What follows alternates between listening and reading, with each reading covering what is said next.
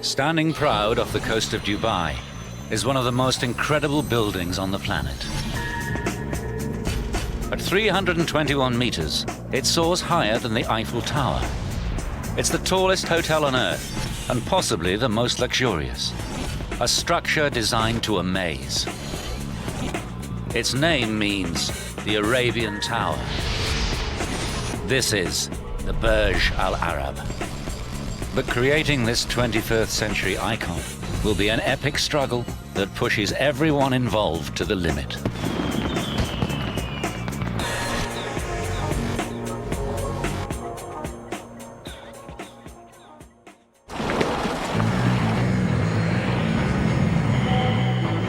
In November 1994, construction begins on what is planned as the world's tallest and most luxurious hotel. The pressure is on from day one. With the eyes of the world watching, no one on the project will want to disappoint this particular client. Sheikh Mohammed bin Rashid Al Maktoum, Dubai's crown prince, is the visionary behind this amazing building. The project is his response to the economic time bomb his country confronts. As his close advisor, Sultan bin Sulayem knows all too well. He knew that we don't have oil. He knows that oil is going to end someday. And they have two choices. Either go and do something about it and find other alternative ways to sustain the life for the people of Dubai, or sit waiting for help.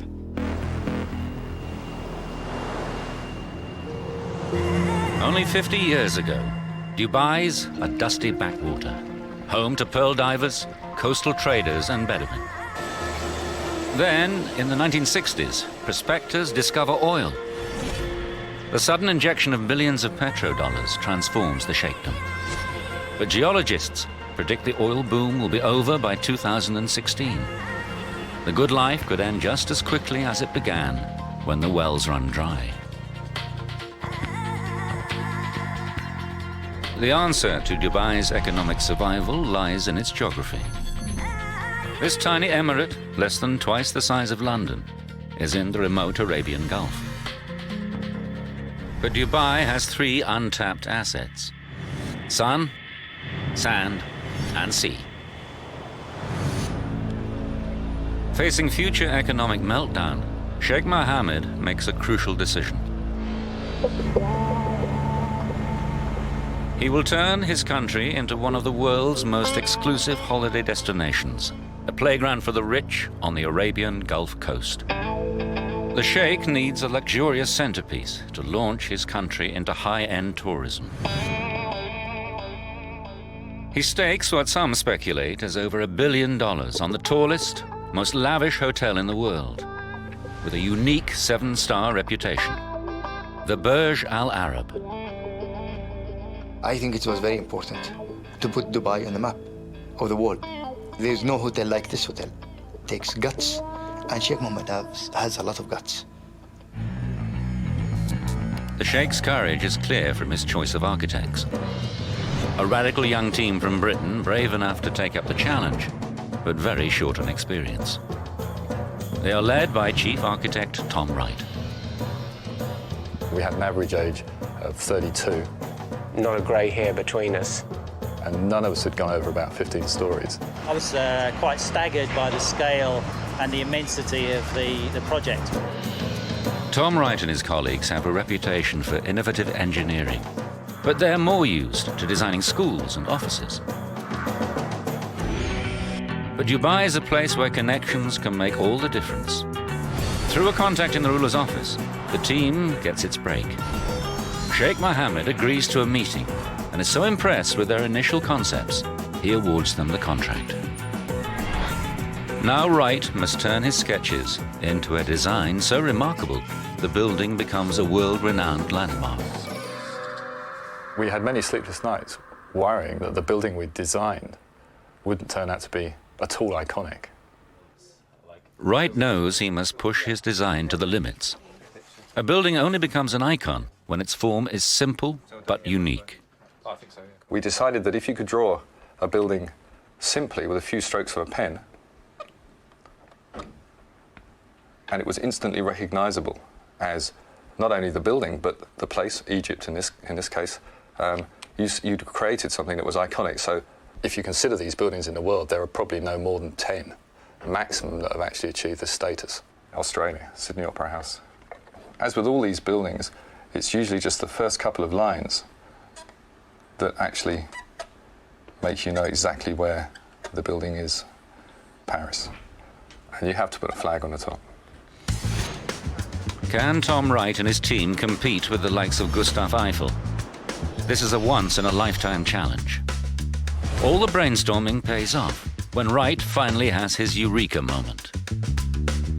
We were sitting there having a beer, watching the modern sailing yacht come out of the Dubai Offshore Sailing Club.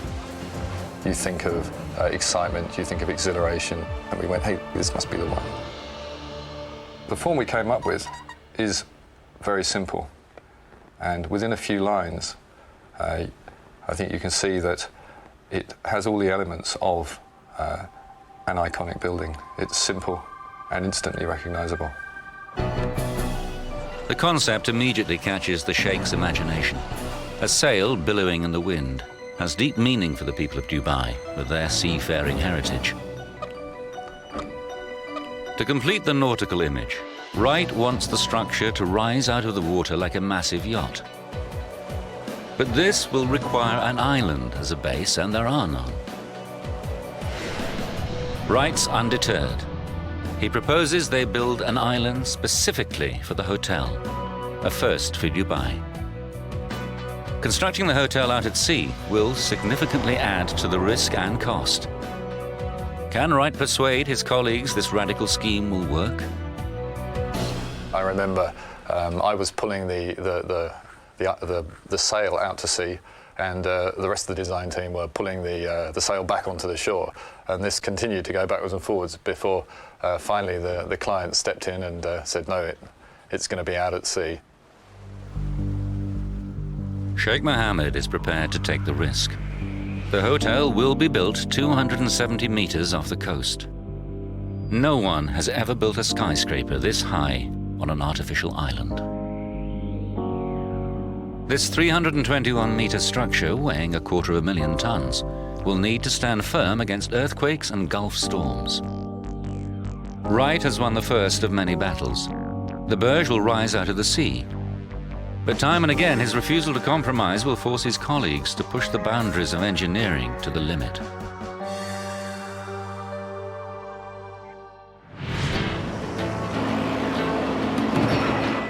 By early 1995, the construction team is hard at work on Phase 1, building a low-lying island.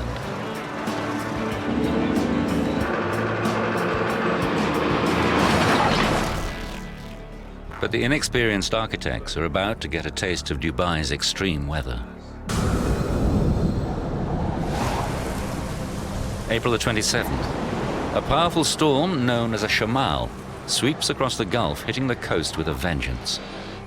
A set of construction barges lie in its path. Each is laden with 10,000 tons of rock. The architects have planned for all weather conditions, but the storm's intensity still shocks Simon Crisp.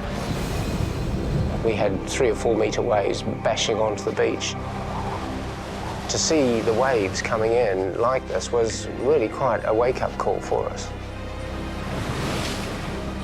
One huge barge breaks loose and slams into the mainland.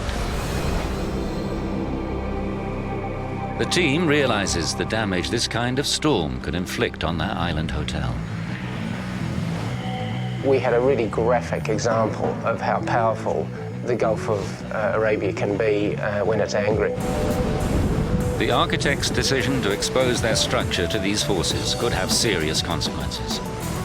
The engineers will have to struggle to produce a low-lying island capable of resisting nature's fury.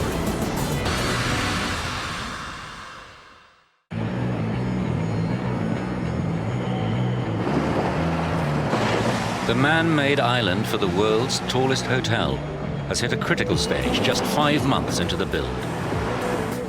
Dubai's Sheikh Mohammed is depending on this project, the Burj Al Arab, to convert his country from oil producer to top-class tourist destination. But a debate rages over the island's height. Architect Tom Wright wants to make it low to give the impression of a sail rising out of the water. We argued a lot about the height of the island. From a design point of view, I wanted people to be close to the sea. From the start, he's gone head-to-head with engineer Mike McNicholas, who's responsible for the island's safety. So I wanted the island as low as you possibly could, you know, skimming the sea. I'm coming from the other end, needed to make sure we were protecting the island. McNicholas's worst fear is that waves breaking over the island could damage the hotel or even drag guests into the sea. Initially, the engineers planned to build the island using rocks. They are available locally and the technology is proven. But Wright rejects this. A rock island would have to be far too large to repel the sea safely. To keep the island low, McNicholas experiments with pioneering concrete blocks designed to reduce the impact of waves. But no one in the Gulf has ever used these blocks before. I had to insist with the team that we carried out tank testing. It was the only way we were going to be sure that the island would be safe. These tests replicate the power of the tallest waves that can occur once in 100 years and sends them crashing into a series of differently configured models. 3 weeks of testing prove the hollow blocks will work. The construction team builds the island with steep rock slopes, then covers them in concrete armor to absorb the force of the waves. These ingenious blocks work like a sponge. As the wave hits, the water passes inside the space and turns around on itself. The force is largely dissipated. With the engineers' help, architect Tom Wright has won his battle for a secure island that rises only 7.5 meters above the waves.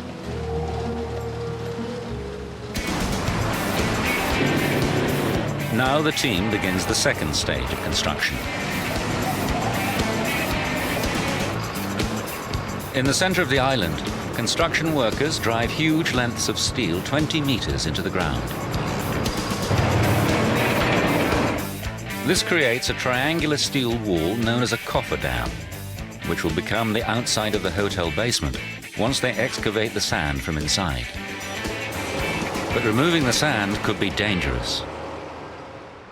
That was a real challenge for us. It's sleepless day and night, 7 days a week. How we were going to stop the seawater coming into the structure, how we were going to stop the seawater coming around our structure from beneath and flooding it. The weight of the sea is a huge force on its bed. This pressure forces water through the sand and threatens to flood the artificial island from beneath. To keep the sea out, McNicholas injects liquid cement into the sand to seal off his steel wall from below. But as the sand is removed to form the basement, there's less and less weight to hold back the force of the sea. The cement seal is going to be tested to the limit. In the worst case, the pressure caused by that water movement could have blown the whole bottom of the excavation like a champagne cork. If McNicholas's calculations are wrong, the excavation could be swamped, killing hundreds of workers. But he stands by his design. With the cement seal in place, the excavators begin to remove the sand. As the man responsible, he's not going to let the workers face the risk alone. I felt I had to be one of the first guys down at the bottom of the excavation, looking up 10 meters above myself, thinking, each side of this cofferdam is 7,500 tons of sea pressure pushing in. When put to the test, both wall and seal hold firm. And one of the probably proudest moments of my career was being stood on that excavation and looking around and seeing the steel wall there surrounding me and thinking, we are holding back the sea. My design worked. November 1995. The artificial island for the tallest all-suite hotel in the world is now complete. The construction team starts phase 3 of this one-off project, the foundations. The support needed for any skyscraper is vast. But the location of the Burj Al Arab presents an added challenge. It had never been done before to build something like this on reclaimed land. I mean, we're talking about a 300-metre high tower on a man-made island in 6 metres of the Arabian Gulf. The problems multiply when the results of earlier core tests reveal bad news. The team searching for bedrock drilled deep into the seabed. But even a full 180 meters down, there was no solid rock. This will make their job tougher, but the architects remain defiant. The average person would think we're crazy to build something like this on sand, let alone out in the water. How will this 300-meter structure stand firm against earthquakes and winds of close to 150 kilometers an hour when its foundations depend on nothing more substantial than sand?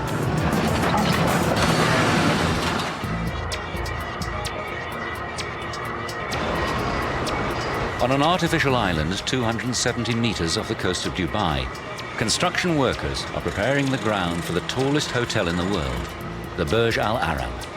But there's no bedrock beneath the site to support the foundations for a skyscraper. The architects have a plan.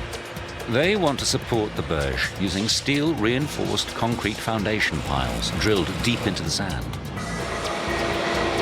So, what's to stop the whole structure from just sinking?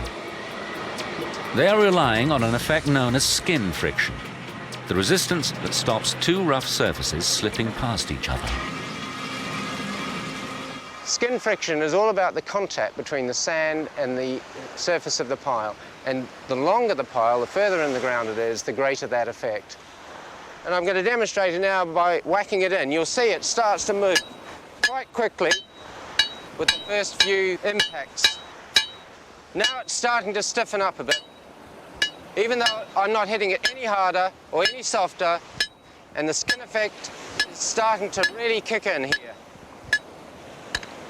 Once the friction between the post and the sand around it equals the load of the hammer, the post comes to a halt.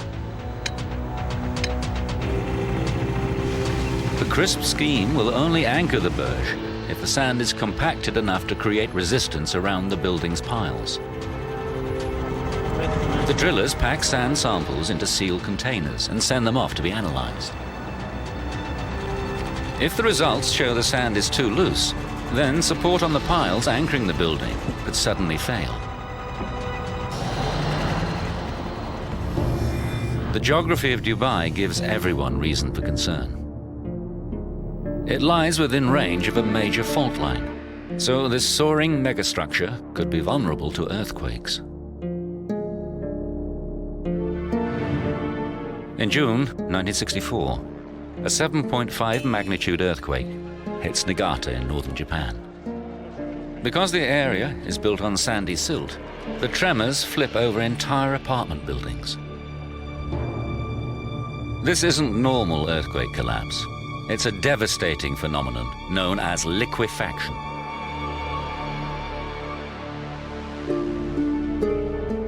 As grains of loose sand shake, they fill up any air pockets and compact, taking up less space. The ground stops behaving like solid earth and acts like a liquid. On shifting sand, any building could simply topple. When the results of the drilling tests return, it's good news. Deep beneath the site, they find compacted and calcified sand. Liquefaction is not a threat. But will the foundations be long enough for the skin friction to hold them firm? We weren't going to take any chances, and we extended the piles by another 8 meters. CRISP specifies foundations over 20% longer than originally planned. These 250 concrete piles have a combined length of 10 kilometers, 35 times as long as the towering hotel they will support.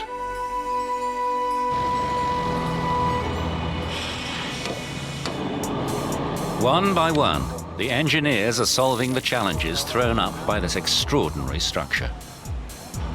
But in 1996, They brace themselves for a new set of obstacles as Phase 4, the construction of the hotel itself, begins. This building had to stand up to the worst that the Gulf could throw at it. The hotel itself has slender concrete walls, not capable of withstanding the elements alone. To hold them firm against high winds and earthquakes, the architect devises a visually stunning solution. A gigantic steel structure outside the main building, known as an exoskeleton. A series of vast diagonal trusses tie two huge steel bows to the concrete core at the back of the building. Wright's design will make the building unique. But his giant diagonal trusses will make life hell for Anthony McCarter, the engineer who has to make them work. Those trusses gave me 4 months of heartache, sleepless nights, worries, anxiety. They must be incredibly strong to tie the exoskeleton together. But aesthetics are just as vital. It was critical that these diagonals were very, very elegant and also very beautiful as they're so visible. This building has to wow the world and make Dubai a must-stop destination. Wright's not about to compromise.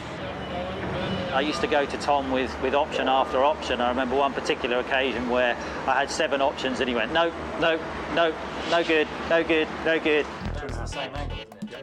Eventually, McCarter finds a form that works structurally and is graceful enough to fit Wright's vision. But this in turn causes nightmares for Malcolm Murphy, the chief contractor. It's okay for the architect to draw pretty pictures, but we have to build it. He finds a factory just 15 kilometers from the construction site capable of welding the huge diagonals. Each one is longer than the Airbus A380 Super Jumbo and heavier than 20 double-decker buses. Welding these complex forms in the factory is the easy part. Transporting them to the site is not. With each truss weighing in at 165 tons and reaching a staggering 85 meters in length, it's no easy task. And the challenges to do that are just unbelievable. No one has ever transported anything this size before in Dubai. But Murphy's not going to be beaten. He brings in one of the world's largest heavy lift transporters, a beast with a total of 80 wheels. It makes the slow journey to the construction site at an average speed of around 6 kilometers an hour. Police must close roads and remove traffic lights to allow this convoy through. When they finally reach the site, the contractors face their next hurdle. These 165-ton beasts have to be lifted into position. The architect refuses point blank to position these things in 3 pieces, which we wanted to do originally. And he said, no, aesthetics, I'll not allow you to weld up there. He has to find a way to lift the trusses in a single piece to a height of almost 200 meters, twice the height of the Statue of Liberty. We had to go away and think of an idea how to actually lift these monsters up. We had 3 big monster cranes in there, and even they weren't big enough to lift the diagonal trusses. Murphy must look further afield for a solution and brings in specialist lifting gear from Singapore. His team sets up winches, like those used on offshore drilling rigs, high on cantilever frames 15 meters from the building. Cables with a braking strength of 225 tons are attached to the end of the truss. I can assure you we were very, very nervous that morning when we lifted the first one. 30, 40 guys had sleepless nights that week, getting ready for that first lift. The 2 massive winches take up the strain and then painstakingly raise the diagonal truss little by little up the side of the building. It's all going to plan. Murphy and his team have solved the lifting dilemma. But these trusses have a sting in the tail. They need to fit into place with pinpoint accuracy. But Dubai's climate means temperatures can vary by as much as 14 degrees in a single day. And this will make the trusses expand and contract dramatically. The problem's known as thermal expansion. The steelman's nightmare in the desert, working 50 degrees C. Steel expands in the heat and contracts when cold. Okay, chaps, light up. We're actually going to heat the steel up now, which is going to give you an idea of what temperatures we're working in the desert. Heat makes the steel molecules move faster and further. And this 15-meter tube actually grows in length. The difference is visible. What did I tell you? Steel does expand with the heat. The diagonal trusses on the Burj Al Arab could expand and contract by a full 5 centimeters over a 24-hour period. They will never fit their precise point in the framework without an ingenious solution. The engineers thought about it, the structural fabricators, the steel fabricators, the architects, everybody thought about it. And it was actually one of the architects came up with this great solution. On the frame of the structure, the fixing bracket contains a vast washer with its hole offset from the center. This swivels until it lines up with the hole in the diagonal truss. Then, the cast steel pin, about 30 centimeters in diameter, is inserted through both holes, locking them together. This clever device buys the team the crucial 5 centimeters of play they require for the installation, and the truss is now fixed securely in place. When we got that pin in, we had those champagne corks flying. It was just unbelievable. But there's precious little time for celebration. The first VIP guests will arrive before the millennium. This leaves the team less than 36 months to complete the entire project. Sheikh Mohammed's vision for the Burj Al Arab meant that it was needed yesterday.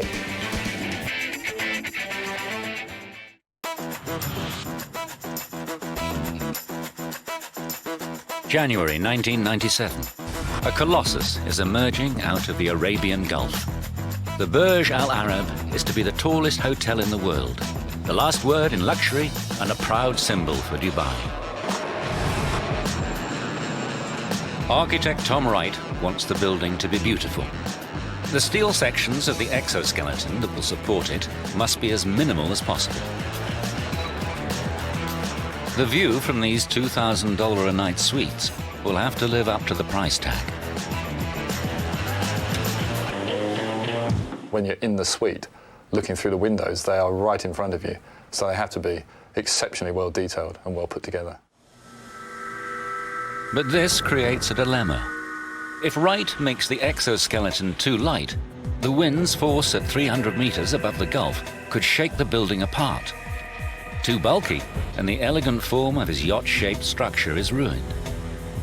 Once again, Wright and the engineers, who must make his hotel safe, are on a collision course. When you're designing a building that is taller than the Eiffel Tower, and you've never done one before, you want to make sure that you've got it right. This structure is so unusual. For the first time in Dubai's history, engineers decide to do tests in a wind tunnel. Wind engineer Volker Butgereit knows the Burj Al Arab is one of a kind. Before this building came along, most of the buildings in the Gulf were fairly orthodox shape. They were square, they were rectangular, they were nowhere near this scale. So doing a wind tunnel test for a building in those days in the Gulf was almost outrageous. But for this extraordinary structure, it's essential. The wind tunnel simulates the wind effects of the Gulf around this 1:50 scale model. This building has seen some pretty severe loads, almost twice what it would be seen in London. We measured suctions which were the order of a weight of a car hanging off, trying to suck the panel off the building. So that's quite something. The wind tunnel throws up results that could threaten the entire exoskeleton. When we first saw the design, there was immediate concern about vibration due to something called vortex shedding. Vortex shedding is an engineer's nightmare. Certain wind conditions blowing over sharp edges on the steel structure can create miniature tornadoes. These set up dangerous vibrations that can shake a building to destruction. Which is exactly what happened to these massive cooling towers in Ferrybridge, Northern England in 1965. The engineers must find a way to protect the Burj Al Arab. The simplest solution is to change the aerodynamic shape, but that upsets the architect. The architectural idea of the exoskeleton structure is, when you look at it, the very essence of the building. If you take it off, it's just another building. If you put the exoskeleton structure on, you know, you have an icon. The engineers need to think again. This is classic vortex shedding. We realized we had to come up with something clever that was not visible, but somehow reduced the motion. They turn to an ingenious hanging weight called a tuned mass damper. These are installed at vulnerable points in the exoskeleton. When the wind blows and vortex shedding starts to create dangerous vibrations, the 5-ton weight will swing instead of the structure and damp down the vibrations to well within safety limits. 11 of these systems are fitted from the top of the 60-meter mast all the way down through each of the steel bow structures. These dampers safely cancel out the threat.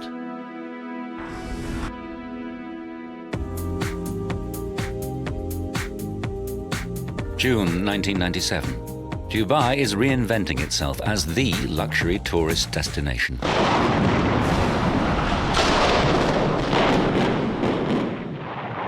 This old hotel bites the dust as the Burj Al Arab, the symbol of the new Dubai, approaches its final form. Just 30 months before the deadline, the crew begins constructing the toughest engineering challenge.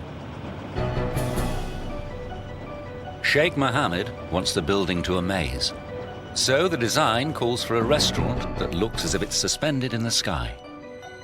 I like the idea of the visitor sitting out in space, looking across the view towards the Arabian Gulf and Dubai, and sort of almost floating up in the clouds. The whole idea of hanging out over space would give you a dining experience pretty unparalleled. The Al Muntaha, or Ultimate Sky View Restaurant, will soar 200 meters above the sea and project nearly 27 meters out on both sides from the building's narrow central core. Once again, Wright's throwing down a gauntlet to structural engineer Anthony McCarter. Can he secure this eccentric wing-like structure with no visible means of support? When Tom first showed it to me, I must admit I thought he was crazy. This room is actually the size of most buildings, and Tom decided that he wanted to take it and stick it outside of the centre of gravity of the supporting structure. So there it was, dangling in the breeze with only the structural engineer to hold it up. And if the engineers get the calculations wrong, the whole thing could tumble 200 meters to Earth. McCarter finds a solution to the pull of gravity that pushes conventional engineering to new heights. In the concrete core at the back of the building, he casts a series of steel brackets known as embedments. 10 enormous steel girders radiate off them up to 1.6 meters high. These beams form the base of the rigid steel floor. The wing-like exterior can be attached to it, and then the entire restaurant is enclosed in aluminium and glass. This gravity-defying structure will survive winds of close to 160 kilometers an hour. It's an engineering triumph. But they are just 4 years into the 6-year program. No one can afford to take their foot off the gas. The program was relentless and challenging. 24-hour working, 6 o'clock, site meetings in the morning, every morning. You live, sleep, breathe the building. The challenge really was on, can we design it and finish it by the original program?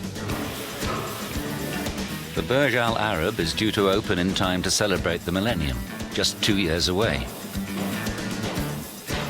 The world's media are watching to see if the hotel will be the masterpiece the Sheikh promises, and if the team can complete it on schedule. The only way to deliver on time is to start the interior decoration long before the exterior is finished. In a temperate climate, this wouldn't be an issue, but humidity in Dubai reaches 100%, and temperatures can soar to a scorching 49 degrees. These conditions simply won't allow the team to fit delicate finishes like gold leaf, silk and carved wood. If we'd started to put materials that were susceptible to moisture at that time, they would have just fallen apart. To make the deadline, the contractors need to air condition this giant building site and bring the temperature down dramatically. The first step is to enclose the building by installing the final wall, Wright's iconic white sail. But it's going to be tough. When we first proposed the idea of the fabric sail wall, there was a lot of skepticism. People thought that it couldn't be done. They stretch woven glass fibre sections between huge horizontal beams. The surface is pre-coated with Teflon to resist dirt and sand. The result notches up another first for the Burj, the largest fabric wall anywhere in the world. The reflective properties of the white sail will help keep the temperature down. But the contractors still need to find a way for trucks to enter the building without allowing in the desert heat. The solution is to install a huge airlock. Trucks drive in, the vehicle pauses as the doors close behind it. A second set of doors then open, and the vehicle moves out of the building. The airlock and the sail wall now seal off the building. But cooling a space this large during construction could create a major setback. This unique structure now boasts the world's largest atrium, soaring to an amazing 180 meters. All this warm air can hold far more water vapor than cold air. If they cool this hot, humid environment too quickly, they will create uncontrollable condensation. We could have had a rain cloud form at the top of the atrium and create massive damage to the interior design. The only way to avoid rain clouds will cost valuable time. The contractors switch on the giant cooling system and bring the interior temperature down steadily by less than 1 degree a day. Given the schedule, it's painfully slow.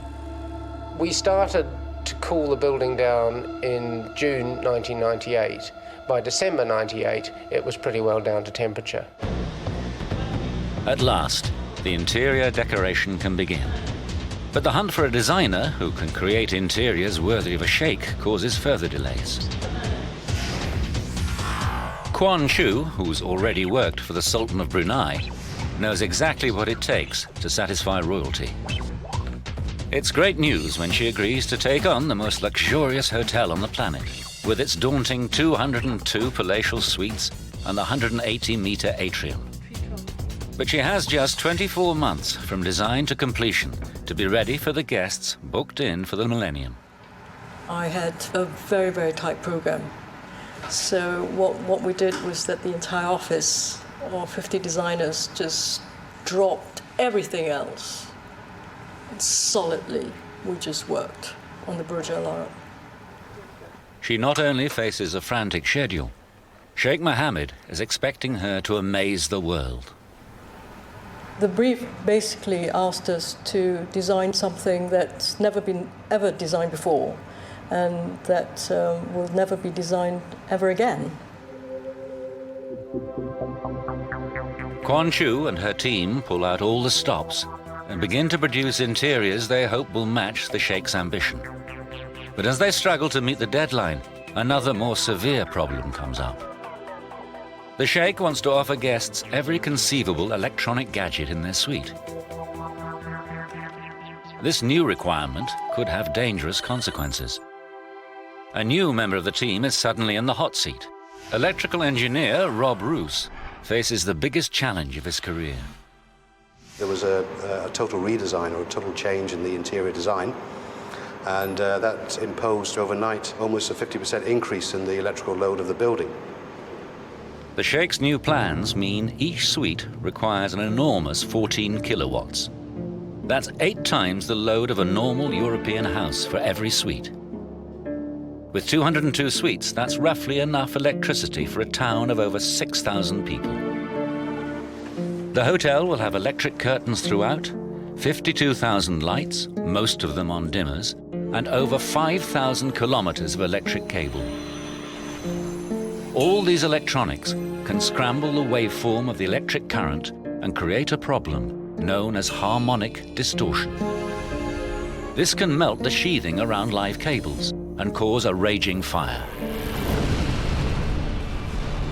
That was a situation which was just totally unacceptable. We had to deal with that. The people of Las Vegas know just how lethal a hotel fire can be. November 1980. In the city's MGM Grand Hotel, a pair of electrical wires short-circuit. This causes a blaze that wreaks destruction.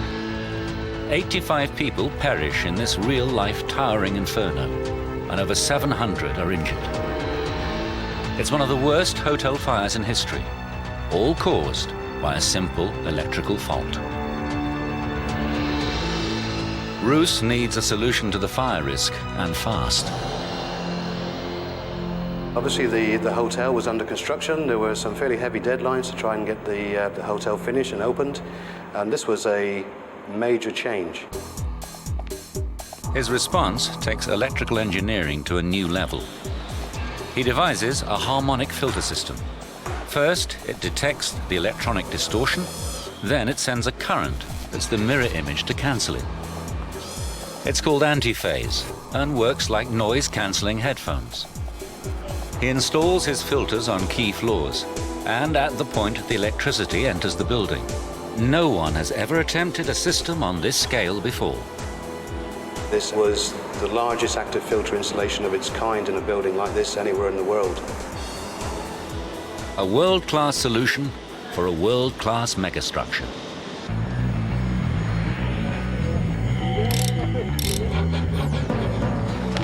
The team constructing the Burj Al Arab can claim a string of groundbreaking achievements. They build the first artificial island off the coast of Dubai, construct the tallest atrium in the world, enclosed by the largest fabric wall ever built. And with the mast finally in place, this structure, for now at least, is taller than any other hotel on the planet. Now, 5 years into the project, the team reaches an important milestone. The iconic exterior is almost complete, but the interior decoration of the world's most luxurious hotel is seriously behind schedule. This stage has always been a race against time. Now Sheikh Mohammed is about to send the design team into a tailspin.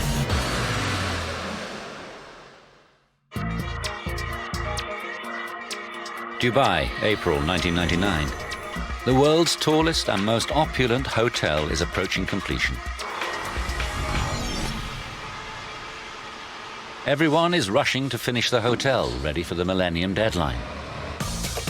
Interior designer Quan Chu is still operating in overdrive. Christmas was cancelled, Easter was cancelled, bank holidays were cancelled. We basically made 50, 60-hour weeks. Her brief from the Sheikh is to shock, to innovate, to amaze the guests with a modern Arab palace. And she delivers in spades with over 24,000 square meters of marble from Italy and Brazil, the equivalent of nearly 3 soccer pitches. Over 8,000 square meters of 22-carat gold leaf give the desired impression of luxury. And she completes the appearance of total indulgence with crystal chandeliers, woven silver and velvet. But for the world's largest atrium, Quan Chu makes a radical decision. She goes minimalist. She lets the complex architecture speak for itself by painting it all white. The interior decoration is almost back on schedule.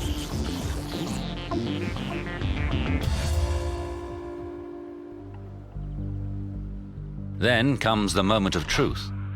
Sheikh Mohammed arrives to examine her work and pass judgment. The man behind the whole project is delighted with the ornate styling of the luxury suites. But that's where the good news ends.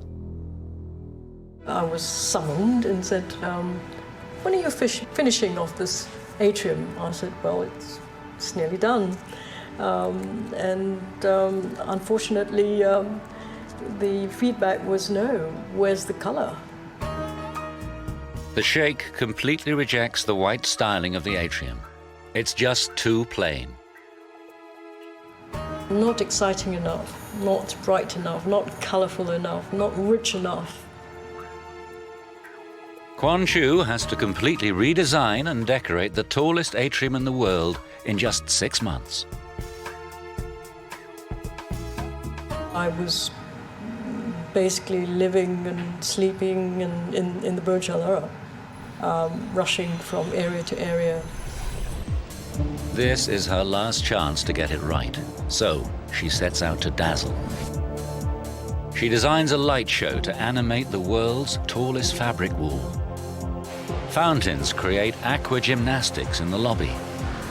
Vast fish tanks welcome visitors as they ride the escalators. And crucially, she transforms the view up the atrium into a rainbow palette of vibrant colors.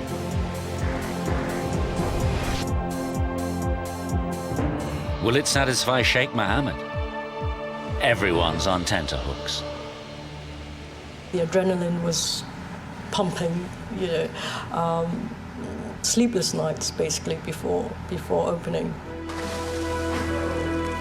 The Sheikh's response is a definitive yes. He's delighted and signs off on the project. Sheikh Mohammed believes it became almost a 6 to 7 star hotel. And the achievement of his dream, the realization of his dream. The doors open to the first ultra-rich guests in December 1999, a full month before the millennium. And Sheikh Mohammed comes to watch the final sunset of the century from his magnificent new hotel.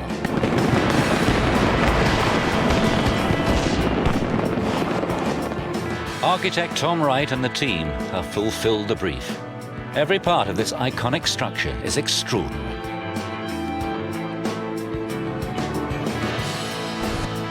In the ground floor restaurant, a team of divers care for 700 exotic fish in this 280 cubic meter tank. The result allows guests to get intimate with sharks while they eat.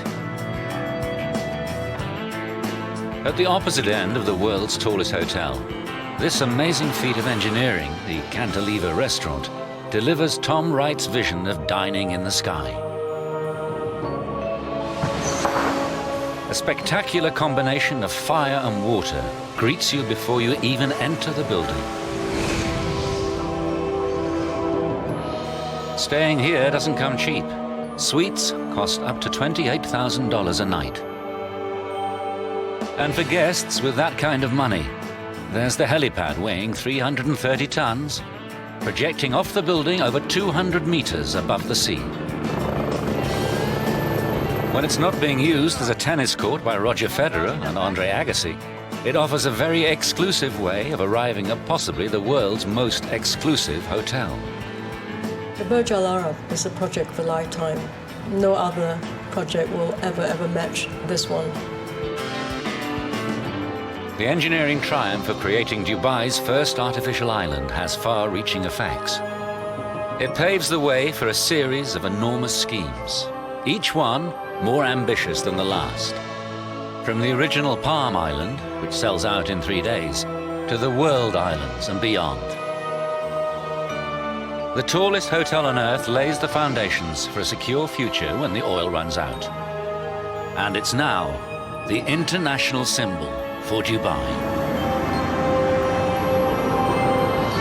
We knew from the start that we had the opportunity to produce something quite startling. And this project, I really think we achieved that. Sheikh Mohammed's bold gamble has paid off.